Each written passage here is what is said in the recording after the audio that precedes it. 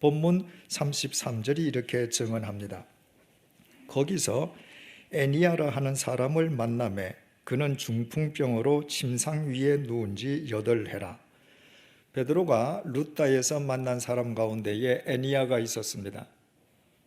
그는 중풍병에 걸려서 8년 동안이나 병상에 누워 있는 사람이었습니다. 말이 쉬워서 8년이지 중풍병으로 누워 있는 애니아나 그 애니아를 돌보아야 하는 가족들에게 8년이란 세월은 말할 수 없는 고통과 절망과 시련의 세월이었을 것입니다. 베드로는 그 가련한 애니아를 보는 즉시 주님께서 자신으로 하여금 왜 애니아를 만나게 하셨는지 주님의 마음을 읽을 수 있었습니다. 그래서 베드로를 만난 애니아가 베드로에게 그 어떤 부탁도 하지 않았지만 베드로가 애니아에게 먼저 이렇게 말을 했습니다. 본문 34절 상반절을 보시겠습니다. 베드로가 이르되 애니아야 예수 그리스도께서 너를 낫게 하시니 일어나 네 자리를 정돈하라 한대. 베드로는 주님께서 자신을 통해 그 가련한 애니아를 치유해 주실 것임을 확신했습니다. 그뿐만 아니라 주님께서 애니아에게 원하시는 것은 바른 삶을 사는 것임을 그는 또한 분명히 알았습니다. 그래서 베드로는 애니아에게 단순히 예수 그리스도께서 너를 낫게 하시니 일어나라고 말한 것이 아니라 예수 그리스도께서 너를 낫게 하시니 일어나 내 자리를 정돈하라고 말을 했습니다. 그것이 바로 주님께로부터 보고 배웠던 주님의 뜻임을 그는 알았기 때문입니다. 예수님께서 이 땅에 계실 때 제자들과 함께 예루살렘에 있는 베데스다 연못을 찾아가셨을 때의 일입니다. 그곳에는 언제나 수없이 많은 환자들이 운집해 있었습니다. 이유인즉 가끔씩 천사가 그 못에 내려와서 물을 휘젓는데 그때 그 물 속에 제일 먼저 뛰어가는 사람은 어떤 병에 걸려있던 그 병이 깨끗하게 낫는다는 믿음으로 인함이었습니다. 그래서 주님께서 그곳을 찾아가셨을 때에도 수많은 환자들이 인산인해를 이루고 있었습니다. 주님께서는 그 많은 환자들 가운데에 38년 동안이나 누워있던 중환자를 발견하셨습니다. 주님께서 먼저 그 환자에게 다가가셨습니다. 그리고 낫기를 원하는지 물으셨습니다. 그 환자는 당연히 낫기를 원한다고 대답하면서 천사가 내려와서 물을 휘젓는다 할지라도 자신은 38년 동안이나 누워있는 중환자인지라 가장 먼저 그 물속으로 뛰어들 수 없는 자신의 괴로운 심정과 처지를 주님께 하소연했습니다. 그때 주님께서 그 병자에게 요한복음 5장 8절을 통해서 이렇게 명령하셨습니다. 일어나 내 자리를 들고 걸어가라. 38년 동안 병상에 누워있는 환자에게 꿈이 있다면 일어나 걷는 것 아니겠습니까? 자리를 정돈해서 들고 가는 것은 부수적인 문제 아니겠습니까?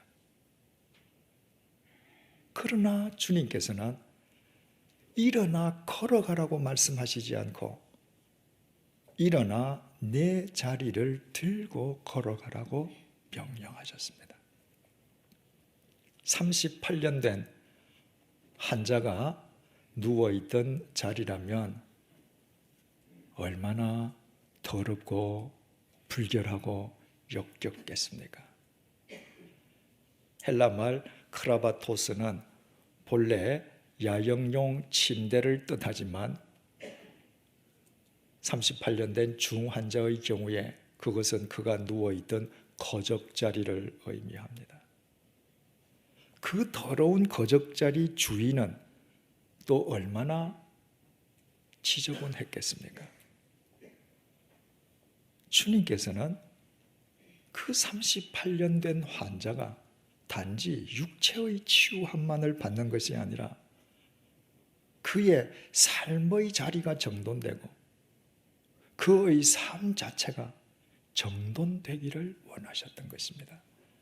이것이 주님께서 그 환자에게 일어나 내 자리를 들고 걸어가라고 명령하셨던 이유였고, 요한복음 5장 9절이 그 결과를 이렇게 밝혀주고 있습니다.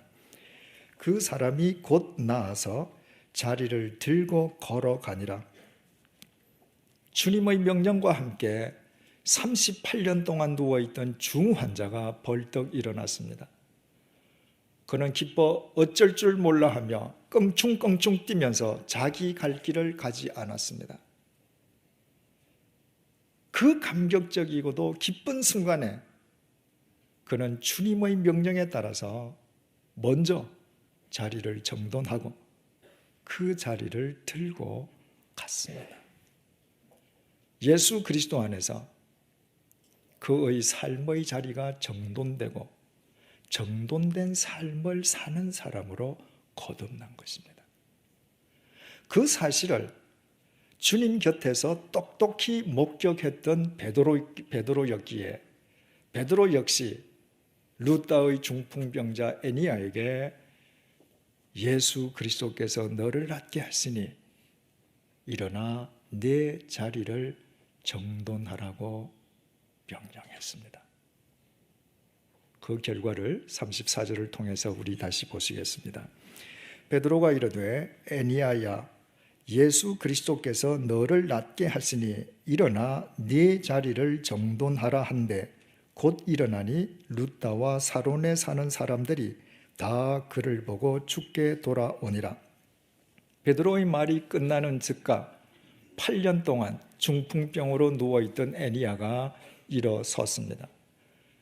그리고 베데스다의 38년 된 중환자처럼 애니야 역시도 자기 자리를 정돈했으면 재론의 여지조차 없기에 본문은 아예 거기에 대해서는 언급하지 않습니다. 바로 이 애니야로 인해서 루다는 말할 것도 없고 루다 인근 지역 사론에 사는 사람들까지도 주를 영접하게 되었습니다. 만약 그 사람들이 8년 동안이나 중풍병으로 시달리다가 깨끗해진 애니야의 육체만을 보고 그 육체를 깨끗하게 해준 예수님의 신통술만 보고서 예수님을 영접했다면 그 이후에 자신들이 원하는 바가 이루어지지 않았을 때 그들은 주님을 떠나고 말았을 것입니다. 하지만 그리스도 안에서 정돈된 애니야의 삶을 보고 그들이 예수님을 영접했다면 그들은 분명 진정한 그리스도인이 되었을 것입니다. 그들의 삶 역시도 예수 그리스도 안에서 정돈되어 갔을 것이기 때문입니다. 우리는 오늘 본문을 통해서 새로운 사실을 깨닫게 됩니다. 예수님께서 궁극적으로 우리에게 요구하시는 것, 다시 말해서 예수님께서 우리에게 주기 원하시는 것은 삶의 정돈이라는 것입니다. 믿음은 예수 그리스도 안에서 삶의 정돈이 이루어지는 것입니다. 더러운 죄로 얼룩지고 헝클어졌던 삶이 예수 그리스도의 십자가의 보혈 속에서 깨끗이 씻겨지고 정돈되는 것입니다. 자기 욕망의 덫에 빠져 무절제하게 사느라 어수선하기만 했던 삶이 예수 그리스도의 말씀 안에서 바르게 정돈되는 것입니다. 그릇된 감정과 이기심으로 찢어진 인간관계가 예수 그리스도의 사랑 안에서 회복되고 정돈되는 것입니다. 향방을 알지 못했던 인간의 목적이 진리 안에서 예수 그리스도를 향해 확정되고 정립되고 정돈되는 것입니다. 따라서 그리스도 안에서 삶이 정돈되지 않고서는 참된 그리스도인의 삶은 이루어질 수 없습니다. 성자 하나님이신 예수 그리스도께서는 언젠가는 썩어 문드러질 우리의 육체만을 위해서 이 땅에 오신 것이 결코 아닙니다. 마치 38년 된 베데스다 중환자처럼 8년 동안 중풍병으로 병상에서 꼼짝조차 못했던 루다의 애니야처럼 더러운 죄와 사망의 굴레 속에서 이지러질 대로 이지러지고 흐트러질 대로 흐트러진 우리의 삶을 당신의 생명과 진리로 바르게 그리고 영원토록 정돈해 주시기 위해서 오신 구세주이십니다. 만약에 베데스다의 38년 된 중환자와 루다의 중풍병자 애니야가 단지 주님을 만나서 그들의 육체만을 치유함 받았다면 결과적으로 긴 안목에서 그것이 그들에게 무슨 참된 유익이 될 수 있었겠습니까? 건강해진 몸으로 건강한 육체의 노예가 되어 건강한 육체가 요구하는 대로만 살아간다면 차라리 병이 낫지 아니함만 못하지 않겠습니까? 오히려 병자로 가만히 누워있는 것이 건강해진 육체로 아무렇게나 사는 것보다 훨씬 죄를 덜 지을 것이기 때문입니다. 38년 된 중환자와 루다의 중풍병자 애니야에게 임한 주님의 치유가 정말 귀한 것은 주님에 의해 그들의 삶의 자리가 정돈되고 그들이 정돈된 삶을 살 줄 아는 참된 믿음의 사람으로 거듭났기 때문입니다.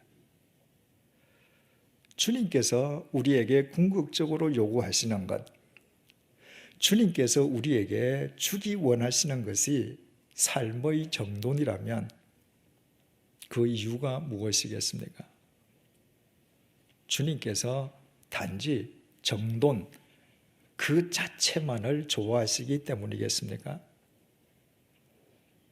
주님께서 베드로를 통해서 애니야에게 일어나 내 자리를 정돈하라고 말씀하신 것이 헬라어 원문에는 스트로손 세 아우토라고 기록이 되어 있습니다. 이 말을 그대로 직역하면 내 자신이 펴라, 내 자신이 베풀어, 이런 의미입니다. 베데스다의 38년 된 중환자나 루다의 중풍병자 애니야나 그들은 병이 든 뒤에 단 한 번도 자기 손으로 자기 자리를 펴본 적이 없는 사람들이었습니다. 누군가의 도움 속에서 누군가 펴준 자리에 생존할 수 있었습니다. 그런데 주님께서 그들을 향해서 이제부터는 내 스스로 내 자리를 펴라고 명령하신 것입니다. 그것은 단지 스스로 너의 자리만을 펴라는 의미가 아니었습니다. 지금까지는 너를 위해서 누군가가 펴준 자리에서 살아왔다면 지금부터는 내 자신이 누군가를 위해서 자리를 펴주는 사람이 되라는 의미였습니다. 한마디로 이제까지는 일방적으로 받기만 하는 삶을 살았다면 지금부터는 누군가를 위해서 베풀 줄 아는 이타적인 삶을 살라는 의미였습니다. 남을 생각하고 남을 위해서 이타적인 삶을 사는 삶만이 참된 삶이요, 그때만이 사람다운 사람이 될 수 있고 그리스도인다운 그리스도인이 될 수 있기 때문입니다. 우리는 여기에서 삶의 정돈과 이타적인 삶의 상관관계를 깨닫게 됩니다. 자기 삶이 예수 그리스도 안에서 정돈된 사람만 타인의 자리를 베풀어 줄 수 있다는 것입니다. 자기 삶이 정돈된 사람만 이타적인 삶을 살 수 있다는 것입니다. 그렇지 않겠습니까? 자기 삶도 반듯하게 정돈하지 못하는 사람이 어떻게 다른 사람을 위해서 살 수 있고 다른 사람의 어그러진 삶을 정돈해 줄 수 있고 이타적인 삶이 가능할 수 있겠습니까? 그런데도 굳이 다른 사람을 위해서 무슨 자리를 펴주려 한다면 그 자리야말로 다른 사람을 위한 자리가 아니라 다른 사람을 해치는 자리가 될 수밖에 없습니다. 마치 밤낮으로 술에 쩔어 사는 사람이 다른 사람을 위해서 펴주겠다는 자리라는 것이 고작 술자리 이상일 수 없는 것과 같은 이치입니다. 그렇다면 우리는 그동안 우리 자신이 스스로 해결할 수 없었던 문제에 대한 해답까지 오늘 얻을 수 있게 됩니다.